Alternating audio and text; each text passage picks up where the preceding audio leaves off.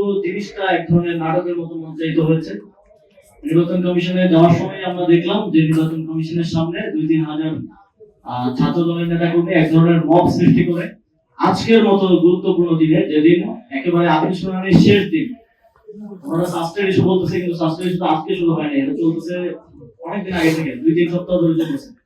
আজকের মতো গুরুত্বপূর্ণ দিন, আপিল শুনানির শেষ দিনে তারা ওইখানে এক ধরনের মব তৈরি করে রেখেছেন, বাইরে থেকে একটা এক্সটার্নাল প্রেসার তারা তৈরি করে রেখেছেন। তারপরে আমরা কি দেখলাম, শুনানির একটা পর্যায়ে শেষ হওয়ার পরে এবং রায় দেওয়ার পূর্ব মুহূর্তে যখন আপনি বিচারকের কাছে কোনো বিচার চাইতে যাই, তখন আমাদের মনে করেন যে আর্গুমেন্ট শেষ, রায় দেওয়ার পূর্ব মুহূর্তে বিচারক যদি পাশের রুমে গিয়ে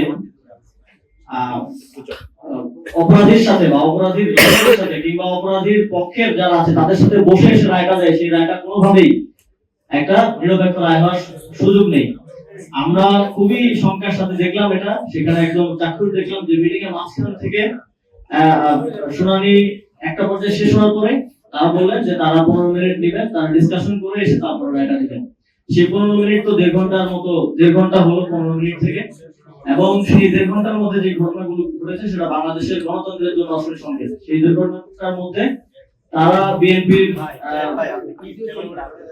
মহাসচিব মির্জা ফখরুল ইসলাম আলমগীর, তারপর বিএনপির নির্বাচন পরিচালনা কমিটির আহ্বায়ক নজরুল ইসলাম খান সহ 5 সদস্যের একটা প্রতিনিধি দলের সাথে বৈঠক করলেন।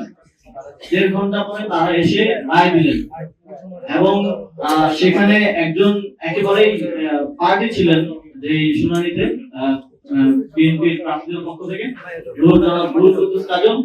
তিনি সেখানে পার্টি ছিলেন, তিনি আর্গুমেন্ট করেছেন। এবং যখন সেই বৈঠক হলো ইসির সাথে বিএনপি, সেই বৈঠকেও তিনি গিয়ে বসলেন। সরাসরি পার্টির সাথে আপনি বসে বৈঠকের পরে এসে যখন রায় দিচ্ছেন, এই রায়টা আমরা সম্পূর্ণ রূপে মনে করি যে এক ধরনের ফেব্রিকেটেড শুনানির রায় দেওয়া হয়েছে, এবং একপাক্ষিক যে হয়েছে সেটার প্রতিফলন আমরা রায়ও দেখতে পেয়েছি। একেবারে রাইট সোয়াপ করার মতো প্রত্যেকটাকে অলমোস্ট প্রত্যেকটাকে দ্বৈত নাগরিক এবং ঋণ খেলাপিদেরকে সেখানে ছাড় দেওয়া হয়েছে এবং নির্বাচনে অংশগ্রহণ করার বৈধতা দেওয়া হয়েছে। আমরা মনে করি যে আজকে এবং গতকালকে এই পুরো প্রক্রিয়ার মধ্য দিয়ে নির্বাচন কমিশন একটি সুষ্ঠু নির্বাচন করার জন্য যে কনফিডেন্স রাজনৈতিক দল, দেশের জনগণ এবং সবার কাছে থাকার কথা ছিল বা অর্জন করার কথা ছিল, সেটা হারিয়েছে। এবং এর বাইরে আমরা আরো দেখেছি যে আমাদের প্রধান নির্বাচন কমিশনার তিনি স্পষ্টভাবে একজন প্রার্থী যার বিরুদ্ধে আপিল শুনানি হচ্ছিল তার পক্ষে তিনি বলছেন যে তিনি তো বাধ্য হয়ে দেশের বাইরে ছিলেন, তিনি বিদেশি নাগরিকত্ব বাধ্য হয়ে নিয়েছেন।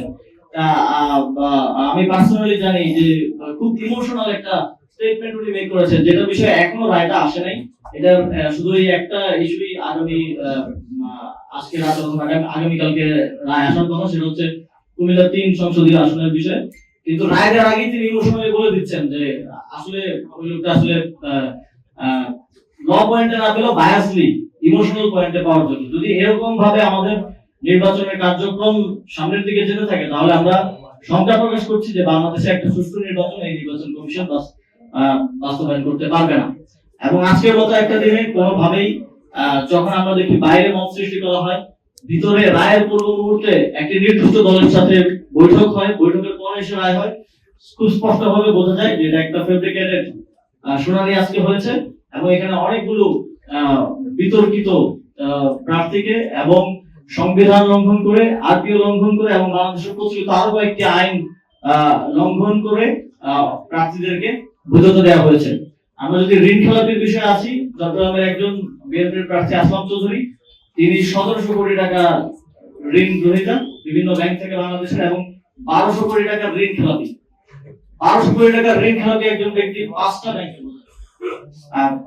ব্যাংকে, তাকে প্রথমে নির্বাচন কমিশন একজন নির্বাচন কমিশনার বললেন যে তাকে তো এটা দেওয়া উচিত না, এটা বাংলাদেশের মানুষ ভালোভাবে নিবে না, সবকিছু ওয়াজ লিডিং টুয়ার্ডস যে তার প্রার্থীতা অবৈধভাবে বাতিল হবে। হঠাৎ করে পাশে একটু কথা বলে তিনি বললেন যে এটা অ্যাকসেপ্টেড। হঠাৎ করে আউট অফ নোহোয়্যার এটা অ্যাকসেপ্টেড। এবং ওনারা যদিও বাংলাদেশের প্রচলিত ঋণ খেলাপি আইন অনুযায়ী গ্যারান্টার ইজ অলসো হচ্ছে ঋণ খেলাপি, কিন্তু ওনারা ইন্টারপ্রিটেশন করলেন যে গ্যারান্টর হিসেবে তাকে সেখানে দায় মুক্তি দেওয়া হলো। এবং আমরা দেখলাম যে ওনারা ওইখানে বসে আইনের ইন্টারপ্রিটেশন করছেন, ওনারা ওইখানে বসে সংবিধানের ইন্টারপ্রিটেশন করছেন, যেটা কোনোটার ইখতিয়ার ওনাদের নেই। এবং আমরা অবশ্যই এই বিষয়গুলোতে ভবিষ্যতে আমাদের আইনি লড়াই চালিয়ে যাব। এবং আমরা আজকে স্পষ্টভাবে বলছি যে এই নির্বাচন কমিশনের একটা সুষ্ঠু নির্বাচন, নিরপেক্ষ নির্বাচন আয়োজনের ক্ষেত্রে আমরা পার্টি হিসেবে জাতীয় নাগরিক পার্টি কোনো ধরনের কনফিডেন্স আজকের পরে আর পাচ্ছি না।